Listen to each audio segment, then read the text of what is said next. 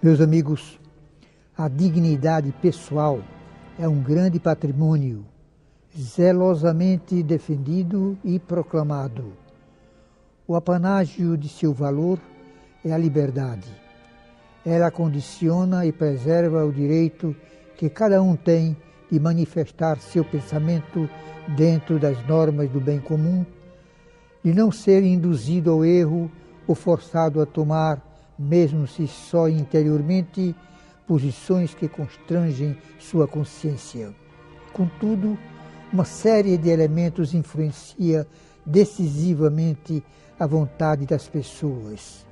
De certo modo, em nossos dias, há no mundo mais escravos que no tempo em que florescia a chaga da escravidão oficializada.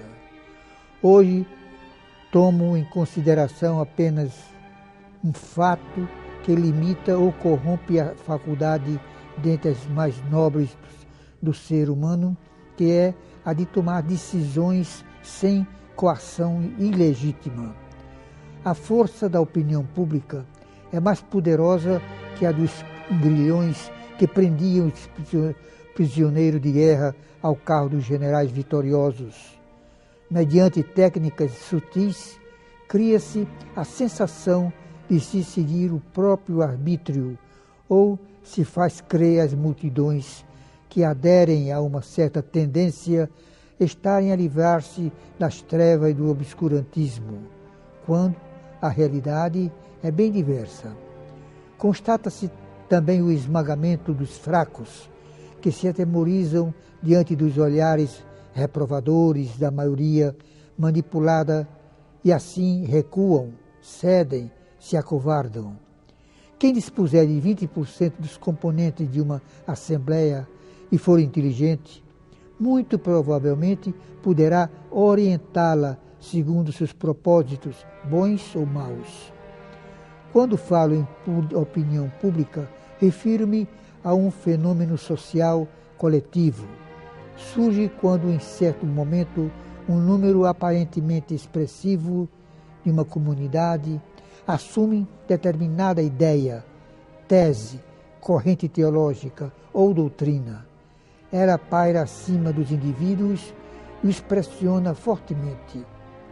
É condicionada por circunstâncias alheias a cada pessoa e atua indevidamente sobre a consciência de cada um, trazendo consigo como sinal a insegurança, facilmente arrastada por modismos, por orquestrações de minorias ruidosas.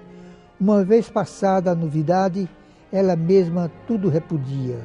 Pode-se dizer que uma das importantes invenções de nosso século foi a descoberta das técnicas de criar e orientar esse poder tirânico.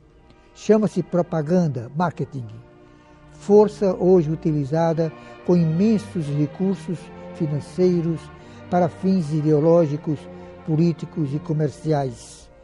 O seu emprego pode ser útil ou não, depende da consciente finalidade para que é usado. Curiosamente, nós a empregamos em favor da expansão do Evangelho. Há mesmo um organismo pontifício, antes com o nome de Propaganda Fidei, cuja função era e é promover a evangelização dos povos.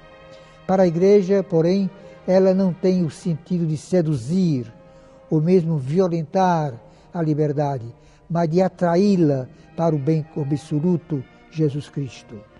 Como a Igreja se relaciona com a opinião pública? Durante muito tempo, consideraremos o caso do nosso Brasil. A Igreja foi a grande formadora da nossa mentalidade. A instituição eclesiástica, com suas extensas redes de dioceses, paróquias, capelanias, cobria todo o território nacional e mantinha contato com a população. Não havia rádios, mas os sinos de milhares de templos, os campanários, convocavam o povo para ouvir a palavra de Deus.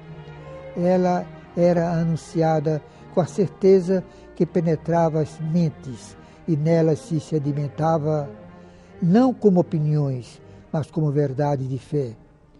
O Brasil é hoje o maior país católico do mundo se levarmos em conta as estatísticas e ainda considerando o substrato em que se consolidou a ação evangelizadora.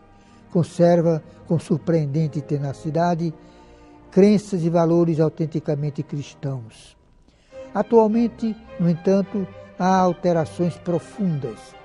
Vivemos num espaço cultural pluralista, no qual a técnica ofereceu à propaganda meios poderosos de impor necessidades a serem atendidas ou ideias que devem ser seguidas. É como se no mar sereno começassem a surgir correntes nas mais variadas e mesmo conflitantes direções.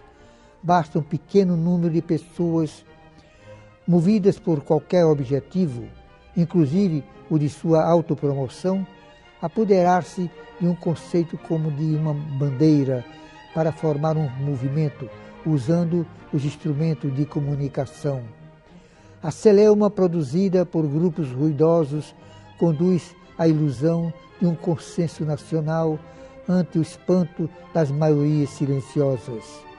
O divórcio foi uma dessas bandeiras, como é hoje o controle da natalidade, o homossexualismo e como poderá ser amanhã a eutanásia. Todos esses fluxos correm em um leito comum, o hedonismo, a maximização do prazer, a ilusão da liberdade travestida em permissividade e, no campo religioso, ideias alheias à pureza doutrinária, acobertadas por motivos vários. Perde-se a noção da grandeza humana, do dever e do valor divino do sofrimento. Leva-se de roldão, assim, a ética, os princípios morais, únicos que podem salvar num momento doloroso de crise. Chega-se ao absurdo de propor o plebiscito para decisões que absolutamente transcendem uma mera questão de número para sua aceitação ou não, como matar, roubar. Cito como exemplo o caso do aborto no Brasil. A Igreja seria infiel à sua missão se não se mantivesse em vigilância permanente contra tais aberrações. Levantará sempre a sua voz. Este assunto também interessa diretamente à fé. Sob o nome de um pluralismo sadio, em sua conceituação legítima, acobertam-se erros que destroem o cerne do cristianismo. Na confusão daí decorrente, males se infiltram nas consciências e atitudes dos cristãos. Meus amigos, devemos estar vigilantes.